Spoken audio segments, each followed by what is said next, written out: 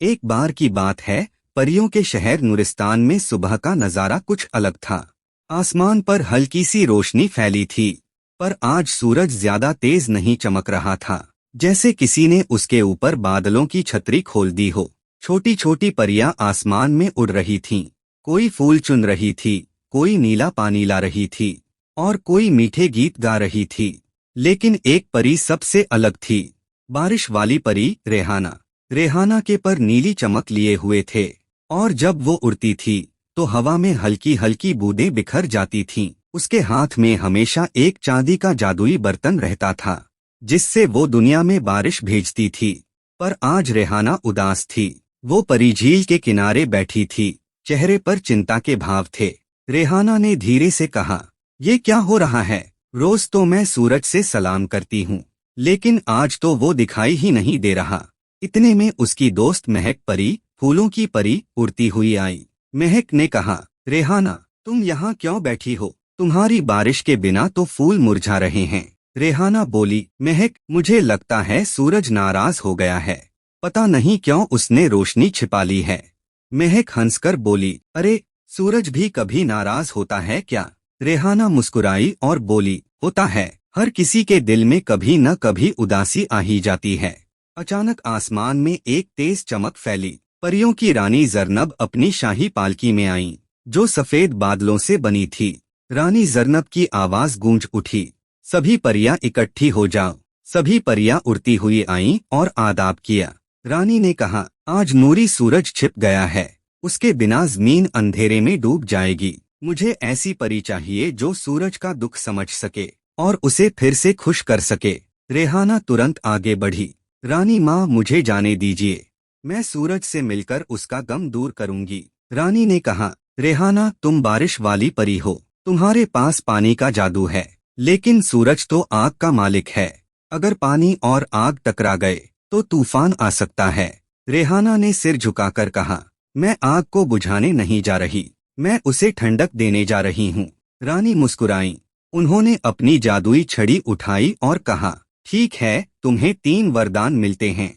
एक हवा का पर जो तुम्हें तेज उड़ान देगा, 2 सितारों का फूल जो अंधेरे में रोशनी दिखाएगा, 3 और एक दुआ कि तुम्हारा दिल हमेशा सच्चा रहे। रेहाना ने धन्यवाद किया और अपने सफर पर निकल पड़ी। रेहाना हवा में उड़ती चली जा रही थी। उसके परों से हल्की हल्की बूंदें गिर रही थीं, और नीचे बच्चे हंस रहे थे। मिट्टी की खुशबू हवा में फैल रही थी। लेकिन जैसे जैसे वो आगे बढ़ी, आसमान का रंग बदलने लगा। नीला आसमान अब काला हो गया था, चारों तरफ गरजते बादल थे। रेहाना ने कहा, ये तो गुमनाम बादलों का इलाका लगता है। तभी एक गरजती आवाज आई, कौन है जो हमारे इलाके में घुस आया है? रेहाना ने देखा, बादलों के बीच से एक विशाल आकृति निकली। वो था तूफान देव, जिसका चेहरा बिजली की तरह चमक रहा था। तूफान देव बोला, सूरज के राज तक कोई नहीं जा सकता। अगर तुम आगे बढ़ी तो मैं तुम्हारी बारिश की हर बूंद उड़ा दूंगा। रेहाना ने धीरे से कहा, मैं लड़ाई करने नहीं आई, मैं तो बस सूरज से मिलने आई हूँ। शायद उसे किसी ने दुख दिया है। तूफान देव हंस पड़ा, तुम्हें लगता है सूरज को कोई दुख दे सकता है? रेहाना बोली, हाँ, दुख हर दिल में आ सकता है, चाहे वो रोशनी का राजा ही क्यों न हो। तूफान देव कुछ पल के लिए चुप हो गया, फिर बोला, अगर तुम्हारा दिल सच में सच्चा है तो मेरी मदद करो। मेरे अंदर एक अंधेरा बादल फंसा हुआ है, जब तक तुम उसमें रोशनी नहीं लाओगी मैं रास्ता नहीं दूंगा। रेहाना ने अपना सितारों का फूल निकाला। वो चमक उठा और उस अंधेरे बादल के अंदर उजाला फैल गया। तूफान देव ने आंखें बंद की और मुस्कुराया, तुम सच में दिल से रोशन हो, बारिश परी। जाओ, सूरज के महल तक तुम्हें मेरी इजाजत है। रेहाना आगे उड़ती गई। हवा का पर उसे तेजी से ले जा रहा था। थोड़ी देर में वो पहुंची सूरज के महल के पास, पर महल के चारों तरफ अंधेरा था। ना कोई चमक, ना कोई गर्मी, बस अंदर से हल्की सी पीली रोशनी झांक रही थी। रेहाना धीरे से अंदर गई। उसने देखा, सूरज अपने बड़े से सिंहासन पर बैठा है, चेहरा उदास है, और उसके चारों तरफ उसकी किरणें भी चुप खड़ी हैं। रेहाना ने आदर से कहा, नूरी सूरज महाराज, सभी परियां आपका इंतजार कर रही हैं। आपने अपनी रोशनी क्यों छिपा ली है? सूरज ने गहरी सांस ली और कहा, मैं थक गया हूँ रेहाना। रोज चमकना, रोज सबको रोशनी देना, पर कोई मेरी रोशनी की कदर नहीं करता। जब मैं तेज चमकता हूँ लोग कहते हैं कितनी गर्मी है, जब मैं छिप जाता हूँ तो कहते हैं कितना अंधेरा है। तो बताओ मैं क्या करूँ? रेहाना ने नरमी से कहा, आपकी रोशनी के बिना दुनिया अधूरी है, लेकिन कभी कभी लोग तभी समझते हैं जब उन्हें किसी चीज की कमी महसूस होती है। सूरज ने जमीन की ओर देखा, नीचे लोगों ने धुआं और धूल से आसमान ढक दिया है। अब मैं चमकू भी तो दिखता नहीं। रेहाना मुस्कुराई, तो मैं आपकी मदद करती हूँ। मैं बारिश भेजूंगी, बारिश उनके आसमान को साफ करेगी और फिर आपकी रोशनी उनके दिलों तक पहुँच जाएगी। रेहाना ने अपना जादुई बर्तन उठाया और मीठे स्वर में गाना गाया।